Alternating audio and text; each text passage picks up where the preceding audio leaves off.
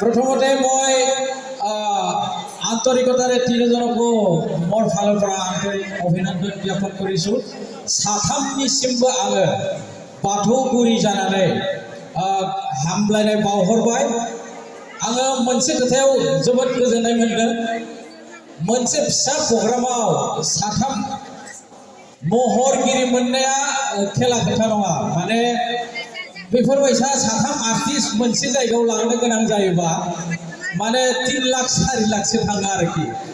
किन्तु बे प्रबीण ब्रह्मनि खायदाया ओरैबायसा खाला माबोरै खायदा खुदा खालामनानै माबोरै साथामखौबो ग्रोन लाबोखो। आं प्रबीण फंबायखौ फैसालियाव नागिरदों। माने मानसिया नुनांगौ बिथांखौ। आरो जोंनि गुवाहाटी डिस्ट्रिक्टनि बिसानि मावथि सेन्ट्रेलनि चिफ एडिटर जेसा सिखार खातारिखौबो आङो फैसालियाव नागिरदों। बिथांमोनखौ सिनायथि होनायाव एसे माने भिडिअ क्लिप्सा दोनखायो। नैबे बिथाङा जाबाय प्रबीण ब्रह्म आरो बिथाङाबो सासे मोजां फिसाजो आरजिना दोनदों। माने मोसानो रोंगौ बिथांनि फिसाजोआबो जोबोद मोजां मोसायो। दा खोथाया जाहैबाय आं बिथांमोनखौ बोसोरथाम आवगायसो लोगो मोनदोंमोन। बोसोरथामानो लोगो मोनाखै। नै दा नोङो मा फिल्माव एवार्ड मोनहांनाय खोनादों आङो। नों एसे बुंलायनो। खुलुमबाय। गिबियावनो गासैबो रायजो राजा नोंथांमोननिसिम आंनि गोसो गोरबोनिफ्राय अननाय आरो सिबिनायखौ जासिहरग्रोनाय थाबाय। दिनैनि बे 2 नं बाथौफुरि आइगियाथुरि आमिन गावनि गासै रायजो राजा नोंथांमोननिसिम आंनि गोसो गोरबोनिफ्राय मोजां हामलायनायखौ जासिहरबाय आरो बे फुजा कमिटिनिसिमबो आंनि गोसो गोरबोनिफ्राय मोजां हामलायनाय थाबाय। आरो आंखौ बेयाव दिनै हांख्रायनानै लाबोनाय आंनि आदा प्रबीण ब्रह्म बिथांनिसिमबो आंनि गोसो गोरबोनिफ्राय रोजा रोजा साबायखर बावो। मानोना आंखौ दिनै बे फैसालियाव दान्दिसे सम रंजानो थाखाय नोंथांमोनजों नुजाथिफैनो थाखाय खाबु होनायनि थाखाय थारैनो आं दिनै जोबोर गोजोननाय मोनदों। ओमफ्राय आंखौ आङो बाबाखौनो लिङो आफा फैलावनिसिमबो आंनि गोसो गोरबोनिफ्राय अननाय आरो सिबिनाय जासिहरबाय। थारैनो आङो मोनसे शर्ट फिल्म बानायदोंमोन। बेयाव आं एवार्ड मोनदों। 3 फेस्टिभेलाव एवार्ड मोननानै दङ। दासिमबो आंनियाव सार्टिफिकेट आरो ट्रफिया सफैनाय जाथ'वाखै। बिनि थाखायनो आं ससियेल मिडियायाव ओरैबायदि फोसावनाय जाथ'वाखै। नोंथांमोननो आं खम समनि गेजेरावनो आंनि फेसबुक बा इउटुबनि गेजेरजों बा इन्स्टाग्रामनि गेजेरजों नोंथांमोननो आङो गासैखौबो फोसावनानै होगोन। आं 3 फेस्टिभेलावहाय बे आसबायसा होननाय शर्ट फिल्मा एवार्ड मोननानै दङ। बेनिफ्राय आंनि फिल्म एसेबांथ' गैया। आङो दासो बेयाव लासै लासै आगान होगासिनो दङ। आंनि 3 मोनब्रैसो फुल फिल्म रिलिज जाबाय आरो शर्ट फिल्मफोर दङ। मिउजिक भिडिअ'थ' एसेबां गैया, खुब खम साननो हानाय। बेखिनियानो। गोजोन्थों। जायखिजाया करिश्मा बायसा नुयोना रायजोफोर। एसे आया एसे दोलांदों। नाथाय बेखौ लोगो मोननाया बे आंखौ बिदा लिङो बोसोरथाम जाबाय निस्सय। बै बोसोरथाम समाव आं सानदोंमोन बुरैबाय नामा मानसिया। नुथाराखैमोन आंबो गुबुन जायगायाव थांबाय थायो। मा खारनाव बुरियाखै नों एसे रायजोफोरनो बुंना लानाय। नामखौथ' मिथिखाबाय गेमस्रि दैमारि।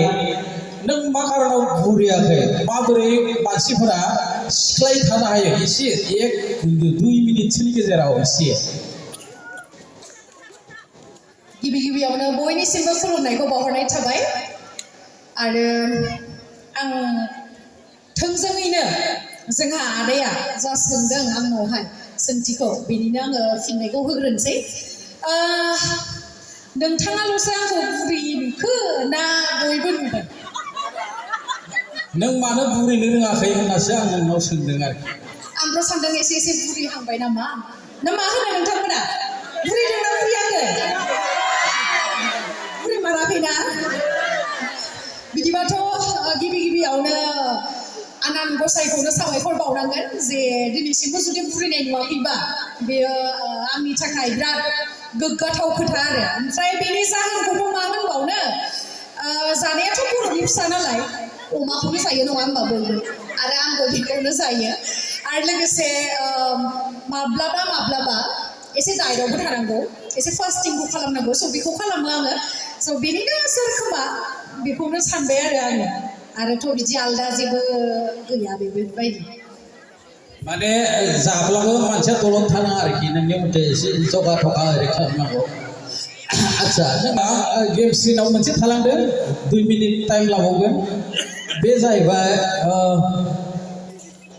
गेम स्क्रिया गोबां फरेनफोराव एसे माबा नुदोंना नोंथांमोना भिडिअ नुदोंना नुवाखै थाइलेण्ड ओरैहाय माबा गोजानाव नुदोंना बे फैसाया गावनिनो फैसा बे फैसाया माबोरै फैखो माबोरै फैयो बिनियाव फैसाया नोंथांमोनाबो फैहोनो हागोन नामा बिदि दा माबोरै फैखो आं नोंथांमोननि जानानै सोंबाय आरोखि गेम स्क्रिनाव बेफोरखौ खिथा जायो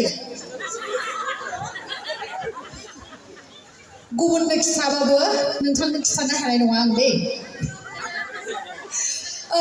एक्चुअलि राङाथ' मा आरोना रांनिथ' बिफांथ' गैया दा बिमाफोरजों रायजाबासो बुङो नङा होमबा फैसा बिबाय थाबा जे न'आवहाय रांनि बिफां दङ नामा बेबायदि होननानै खिन्थु जि बुस्थुखौ जोङो उन्दैनिफ्राय न'आवहाय मोनबोआसै जेरैहाय दा आंखौनो एग्जाम्पल होयो आङो गोदो उन्दैयाव साइकेल बिदोंमोन बिमा बिफानाव दे साइकेल मोनासै स्कुल थांनो थाखाय आङो जेब्ला कलेजावहाय फैबाय स्कुटि बिदोंमोन स्कुटि बिनायावबो मोनासै होनो हायोमोन अब्लाबो जोंना माने जोंनि इयुनावहाय फरायनायावहाय नांगौ जागोनखाय माने होआखै आरो जिहेतु जोङो लवार मिडल क्लासनिफ्राय बिलं खालामो नोंथांमोना मिथिखायो आंनि इउटुब चेनेलखौहाय फल' खालामोबा स' बेखायनो नोंथांमोननि अननायावनो नोंथांमोननि अननाय नोंथांमोननि सापर्ट खालामनायावनो आं दिनैहाय गुबुन हादरसिम बेरायनो थाखाय आङो खाबु मोनदों स' बिनि थाखायनो आङो बयनिसिमबो जेसेबांखिनि